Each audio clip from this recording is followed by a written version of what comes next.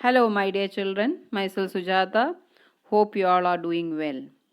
In the last class, we learned about the Russian Empire in 1914, economy and society at the beginning of the 20th century, socialism in Russia, the 1905 revolution, the First World War, and the Russian Empire. In this session, we'll be learning about the February Revolution in Petrograd, post February Revolution, the Revolution of October 1917, what changed after the October Revolution. We learned about the First World War and Russia's failure in both Germany and Austria. The Russian army destroyed crops and buildings to prevent the enemy from being able to live off the land. The situation discredited the government and the Tsar. By the winter of 1916, riots at bread shops were common. Now let us know about the February Revolution in Petrograd. In the winter of 1917, conditions in the capital Petrograd were grim. Grim means very serious. The layout of the city seemed to emphasize the divisions among its people. The workers' quarters and factories were located on the right bank of the river Neva. On the left bank were the fashionable areas, the Winter Palace, and official buildings, including the palace where the Duma met. Duma means the elected consultative parliament. In February 1917, food shortages were deeply felt in the workers' quarters. Parliamentarians, wishing to preserve elected government, were opposed to the Tsar's desire to dissolve the Duma. On 22nd February, a lockout took place at a factory on the right bank. The next day, workers in 50 factories called a strike in sympathy. In many factories, women led the way to strikes. This came to be called the International Women's Day. Demonstrating workers crossed from the factory quarters to the center of the capital, the Nevsky Prospekt. At this stage, no political party was actively organizing the movement. As the fashionable quarters and official buildings were surrounded by workers, the government imposed a curfew. Demonstrators dispersed by the evening, but they came back on the 24th and 25th.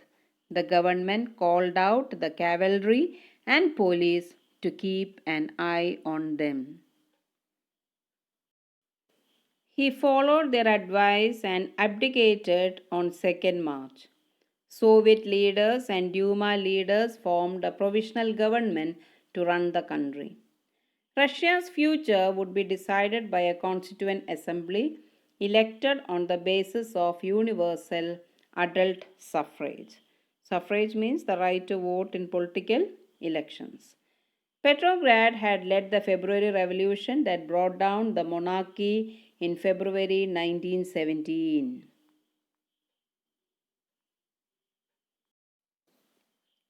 Okay, do you know what has happened after February Revolution? Army officials, landowners, and industrialists were influential in the provisional government. But the liberals, as well as socialists among them, worked towards an elected government.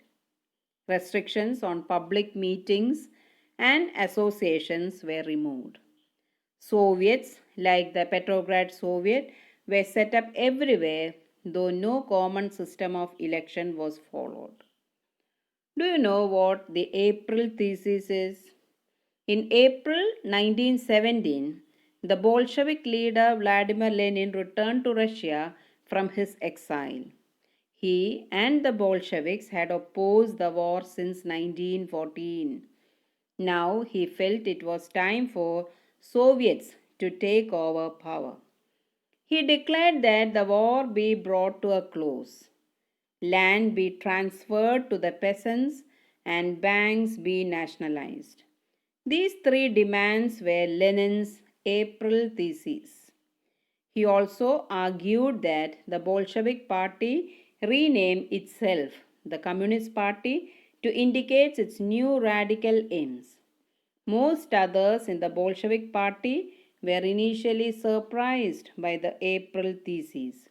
They thought that the time was not yet ripe for a socialist revolution and the provisional government needed to be supported. But the developments of the subsequent months changed their attitude. Through the summer, the workers' movement spread. In industrial areas, factory committees were formed which began questioning the way industrialists ran their factories. Trade unions grew in number. Soldiers' committees were formed in the army. In June, about 500 Soviets sent representatives to an all Russian Congress of Soviets. As the provisional government saw its power reduce and Bolshevik influence grew, it decided to take stern measures against the spreading discontent. It resisted attempts by workers to run factories and began arresting leaders. Popular demonstrations staged by the Bolsheviks in July 1917 were sternly repressed. Many Bolshevik leaders had to go into hiding or flee. Meanwhile, in the countryside, peasants and their socialist revolutionary leaders pressed for a redistribution of land.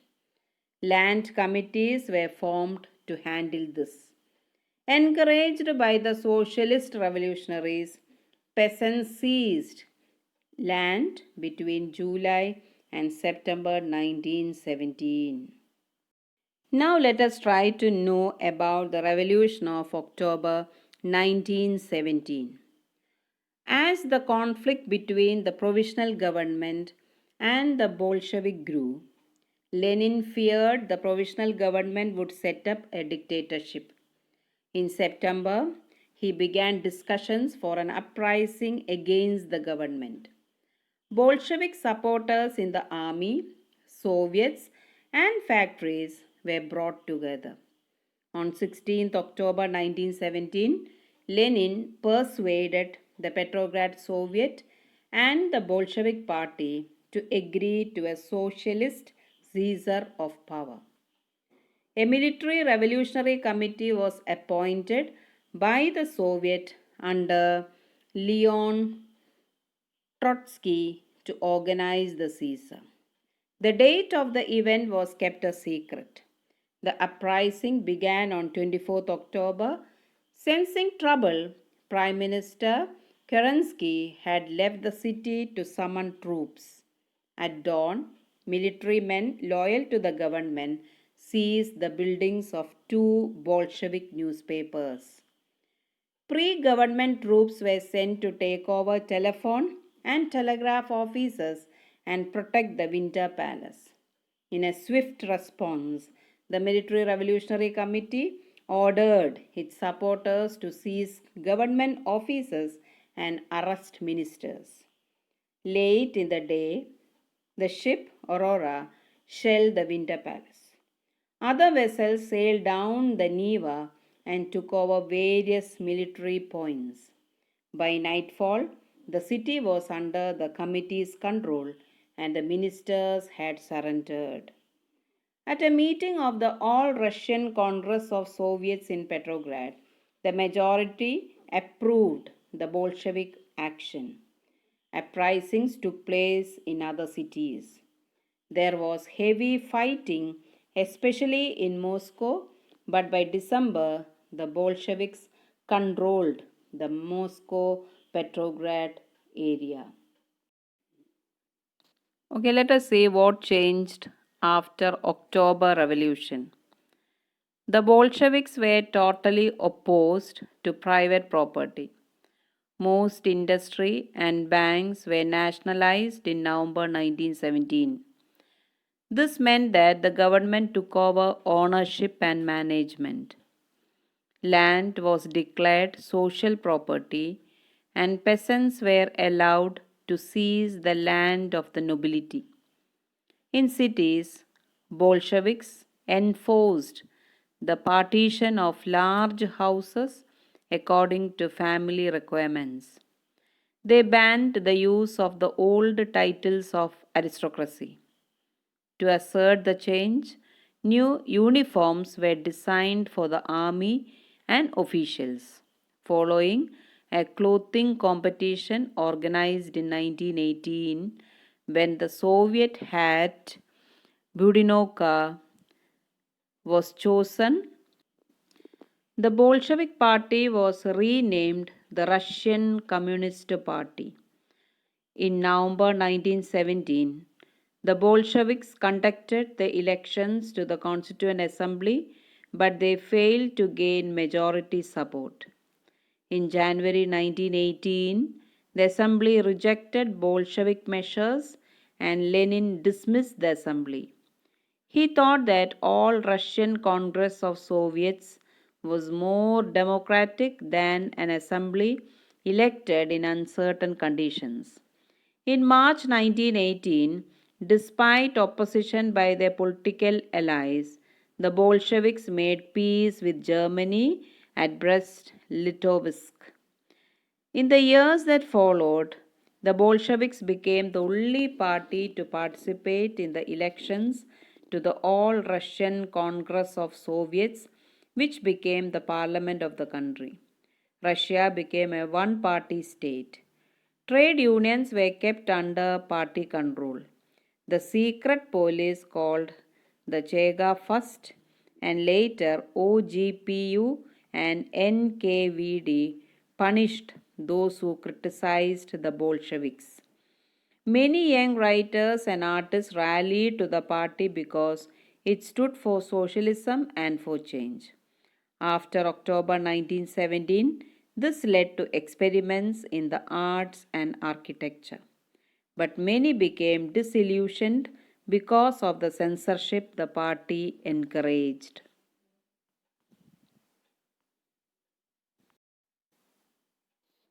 Okay, now let us recap what we have learned in this session.